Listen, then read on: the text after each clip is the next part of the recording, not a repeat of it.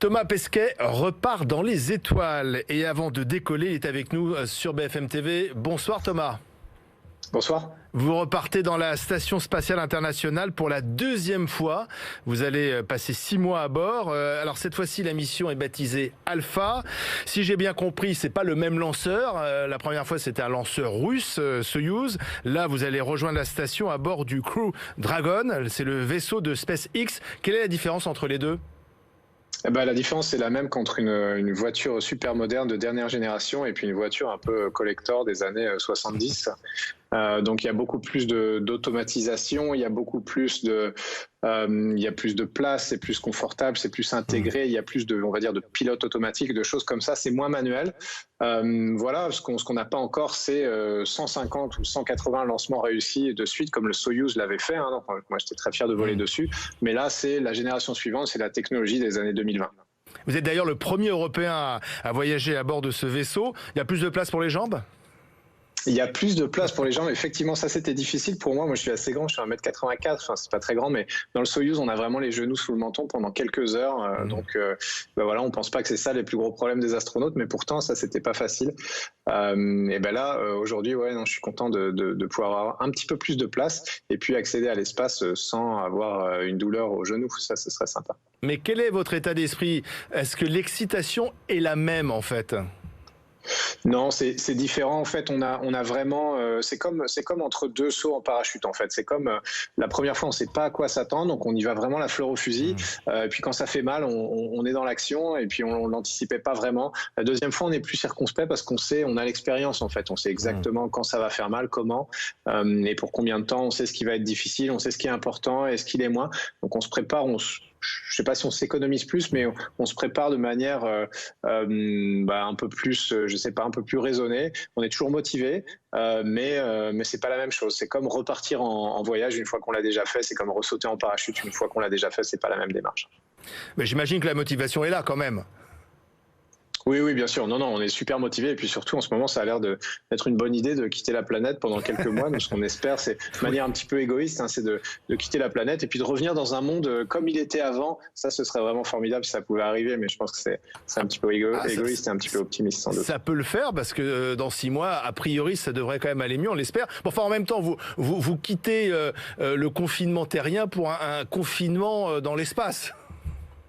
C'est ça, oui. Et puis l'entraînement a été quand même très impacté par la situation sanitaire. On a pris beaucoup de précautions, peut-être encore plus que dans la société. On ne veut pas envoyer la Covid dans la station spatiale, ce serait une catastrophe pour tout le monde.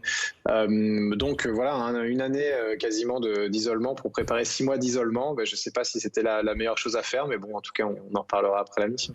Alors, vous êtes donc le premier Européen à utiliser ce vaisseau de nouvelle génération imaginé par SpaceX. Vous êtes également le premier Français en charge des commandes d'un véhicule spatial. Ça veut dire quoi en fait ? Ça veut dire en fait tout bêtement sur la deuxième moitié de ma mission à bord de la station spatiale, je serai le commandant de bord. Le commandant de bord, c'est la personne, c'est un peu comme dans un bateau, seul maître à bord après Dieu, on avait coutume de dire dans la marine. C'est la même chose, c'est-à-dire que dans chaque véhicule ou dans le véhicule dans un milieu extrême, on peut pas se permettre qu'il y ait 3 personnes qui décident et que les décisions soient pas les mêmes. Il y a toujours une seule personne qui décide, donc il y a toujours une hiérarchie. C'est comme ça, c'est pas vraiment militaire, mais ils partagent ça avec nous, c'est certain. Dans la fin de ma mission, ce sera à moi de prendre ces responsabilités-là.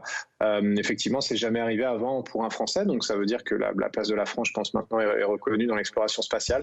Et puis tant que ça se passe bien, on n'a pas grand-chose à faire en fait. On essaie de faire en sorte que toutes les activités se passent en bonne harmonie, en bonne intelligence. Par contre, dès que ça commencerait, on n'espère pas à devenir compliqué. Si on avait des situations d'urgence, là, il va vraiment falloir prendre des décisions et ce sera à moi de le faire.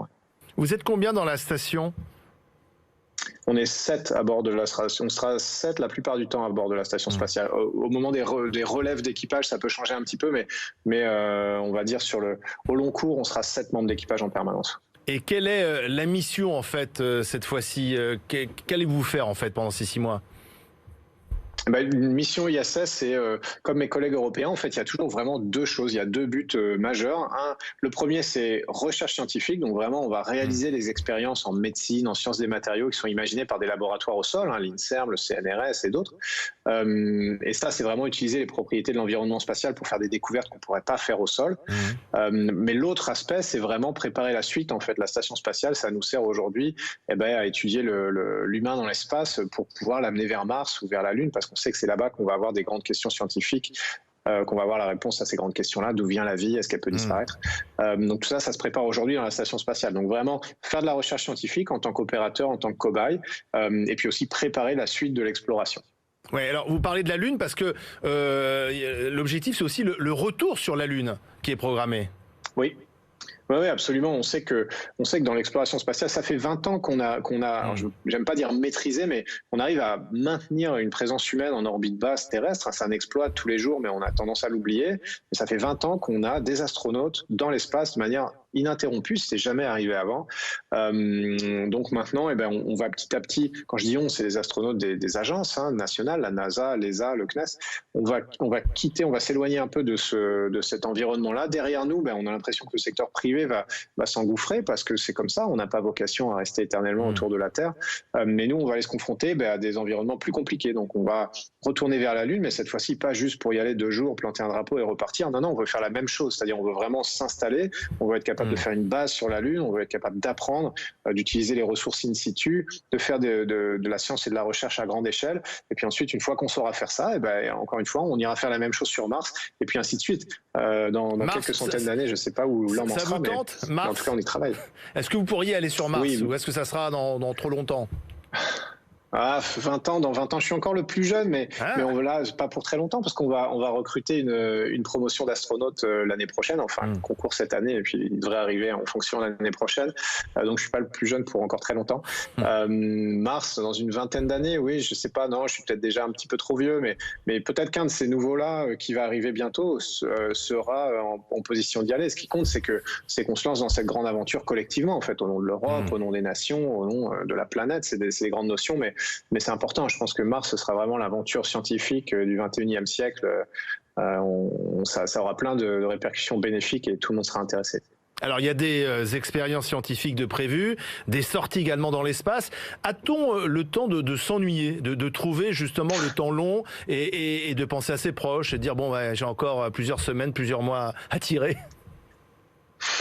Non, on n'a pas tellement le temps de s'ennuyer, mais tant mieux, parce qu'effectivement, le pire qui puisse arriver, c'est d'être dans la station spatiale avec rien à faire. Non, ça arrive jamais, parce qu'on a quand même 12h30 de travail tous les jours, donc on a largement de quoi faire, mais si jamais la situation se présentait, je suis sûr que ce serait pas génial, parce que là, on commence à penser à ses proches, on commence à penser au fait qu'on n'a pas de liberté et qu'on est toujours dans les mêmes 3 ou 4 modules, à faire les mêmes trajets, à faire les mêmes choses, à manger la même nourriture, à regarder par la même fenêtre. C'est un peu la prison avec une belle vue, la station spatiale, si on n'a rien à faire. Mais heureusement, on a toujours plein de boulot. Et même le dimanche, même le soir, quand le travail s'arrête, parce qu'il faut bien qu'il s'arrête à un moment, moi, j'ai tendance à me rajouter beaucoup d'activités, prendre des photos, faire des vidéos, etc. Je pense que je ferai la même chose cette fois-ci. Alors, il y a bien sûr toujours un risque à faire décoller une navette, à vous faire revenir sur Terre. Est-ce que vous avez peur ? Peur, alors là pour l'instant non, parce qu'on est assez loin de la fusée, mais c'est vrai que s'asseoir sur une fusée de 70 mètres, 300-400 tonnes de carburant, c'est pas anecdotique du tout. Donc sur le moment, on est concentré. On a peur, oui, dans le sens où on se rend bien compte du danger de la situation et que qu'on a une petite lumière rouge dans le cerveau qui nous dit tu ferais mieux de pas le faire. Mais je pense justement, le courage, c'est un peu ça, c'est que malgré ça, malgré ces sensations, on y va quand même, on fait le travail. Et puis c'est ça qui compte au final. Je pense que c'est normal d'avoir peur, mais ce qu'il faut, c'est pas se laisser aller et puis quand même faire le travail. Une dernière question d'ordre culinaire. Je crois qu'il y a une tradition. Chaque astronaute doit apporter un plat qui représente son pays. Ces traditions, vous allez apporter quoi ? Alors comme c'est la France, c'est pas un plat qu'on va amener, mais c'est 2 repas complets avec entrée, plat, dessert. Donc c'est des choses qui viennent un peu de mon enfance ou des plats typiques. On va avoir un bœuf bourguignon par exemple qui est fait par Cervère, le traiteur d'Air France. Moi je suis un ancien pilote d'Air France, donc j'ai eu l'habitude de goûter leurs plats et je sais qu'ils sont capables de faire des choses fantastiques faites pour être mangées en altitude et pas dans un grand restaurant. On a de crêpes Suzette en dessert. Donc c'est des choses vraiment issues de la gastronomie française qu'on va essayer de partager. On a Thierry Marx aussi qui nous a fait des plats. On va partager tout ça avec mes collègues et puis pour les grandes occasions, alors il y a quelques anniversaires, c'est une mission été, donc il n'y a pas Noël, il n'y a pas le jour de l'an, mais je vais les inviter autour d'une bonne table française et de toute façon, ils m'ont déjà mis la pression, ils m'ont dit Thomas, on compte, t'es français, on compte sur toi pour la gastronomie. On peut donc bien manger dans l'espace. Merci Thomas Pesquet, on vous souhaite un très bon vol et une très bonne mission. Merci beaucoup, merci.